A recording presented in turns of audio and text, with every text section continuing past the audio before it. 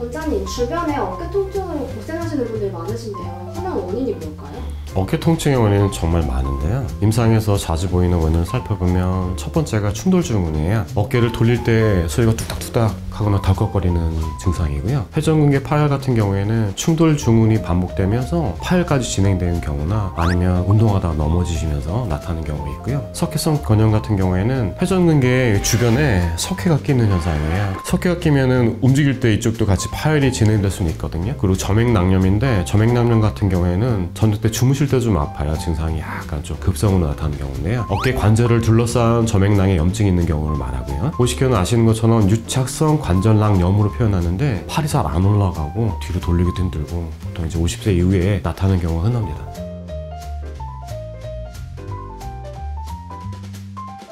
그럼 어깨 쪽 질환은 어깨 자체의 문제로만 발생되나요? 관절의 어느 부위나 마찬가지겠지만 자체 문제와 다른 관절 유기적 관계에서 문제가 복합적으로 작용한다고 봐야 되겠습니다. 특히 어깨 질환의 경우에는 경추의 문제와 같이 발생하는 경우가 흔한데요. 어깨로 들어가는 대부분의 신경이 경추에서 출발하기 때문입니다. 또한 자세 문제도 있는데요. 대부분의 환자들이 이렇게 등이 굽어 있는 구분등 자세를 하세요. 항상 핸드폰을 보는 경우가 많아서 어깨가 이렇게 안으로 모여서 자꾸 관절 운동 범위가 줄어들면서 어깨 통증을 유발합니다. 치료에서도 마찬가지인데 구분등을 교정해 주거나 경추의 문제만 잘 다뤄줘도 어깨 문제가 해결되는 경우가 흔합니다.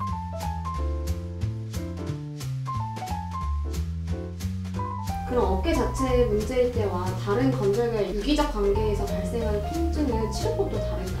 예, 석회성 건염이나 활막염, 회전근개 파열 등은 어깨 자체의 문제로 발생되고요. 이 경우에는 자가약침이나 봉약침 같은 약침으로 소염, 진통, 재생 치료할 수 있습니다. 봉약침 같은 경우에는 염증성 질환에 좋은 효과를 발휘하고요. 자가약침의 경우 파열이나 골절 등 재생 치료에 효과적입니다. 인대 구축이나 골극 등으로 어깨 통증이 유발될 경우엔 도침을 이용해서 골극을 제거하고, 인대 구축의 경우에는 절개해서 인대를 이완시켜 치료합니다. 대용량 약침 방위요법이나 밸런스 매선의 경우는 제한된 관절 운동 범위를 넓히는 치료법으로 관절의 운동 범위만 넓어져도 관절 제한으로 인한 충돌 증후군이나 이로 인한 2차적 염증을 효과적으로 제거할 수 있습니다. 어느 관절 질환 마찬가지겠지만 본연의 운동 범위를 회복시키면 관절 주변 혈류나 인대, 근육, 건 등의 유연성이 회복되어서 근본적인 치료를 할 수 있게 됩니다.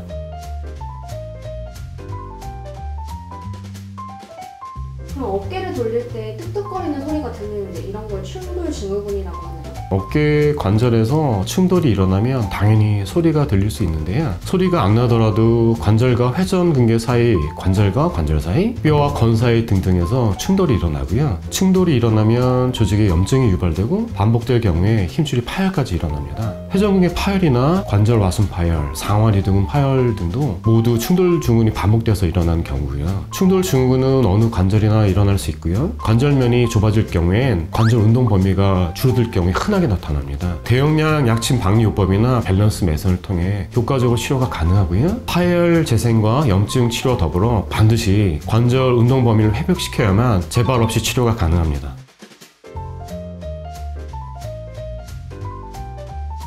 흔히들 구분등이 어깨 질환의 원인이라고 하던데 맞는 표현인가요?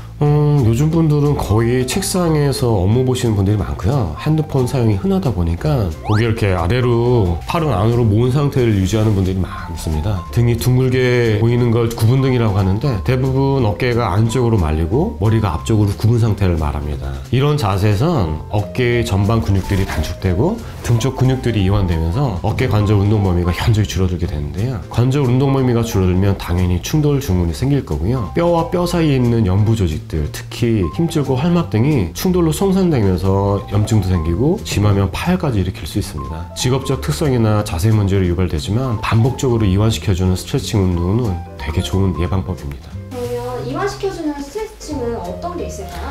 보통 이제 구분등 같은 경우에는 근육이 안쪽으로 말리는 경우가 흔하니까요. 팔을 쭉 뻗으시고요. 최대한 뒤로 제끼시고 목은 반대쪽으로 돌리시면 됩니다. 이 상태 끝까지 늘어난 느낌이 있거든요. 이 상태 유지하시고요. 아까도 얘기했지만 경추 쪽 문제가 어깨 쪽 문제를 유발하기 때문에 어깨 쪽 같은 경우에는 손을요 엉덩이 밑으로 넣으시고요.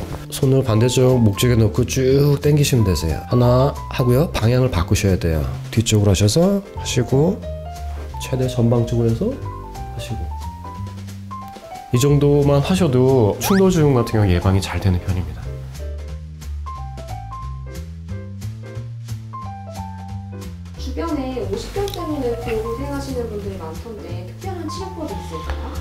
보시기에는 유착성 관절낭염이 정확한 표현이고요. 어깨 관절 주변 신경포착이나 관절 손상으로 관절을 둘러싸고 있는 조직들의 유착이 원인으로 치료가 되게 까다롭습니다. 특히 어깨가 안 올라가고 뒤로 돌아가지도 못해서 일상생활에서 불편을 많이 겪으시고요. 초기엔 통증도 매우 심해서 밤에 주무시기도 불편한 경우가 흔합니다. 활막염이나 관절낭에 염증이 있는 경우에 염증 치료가 먼저 시행하고요. 어깨 관절로 들어가는 신경들을 찾아갖고 대용량 약침 박리 요법으로 반복적으로 치료해주면 신경 활성화되면서 많이 좋아집니다. 어깨가 많이 올라가지 않는 경우에는 어깨 관절을 둘러싸고 있는 관절낭 인대라는 게 있는데 그 인대를 검사해서 많이 수축되어 있으면 약침으로 주변을 박리해주면 많이 풀리고요. 관절 운동 범위를 넓혀주는 건 아주 좋은 재활법이고 치료에도 많은 도움이 됩니다. 50개는 주사 한 방으로 낫는 질환이 아닙니다. 꾸준한 치료가 필요합니다.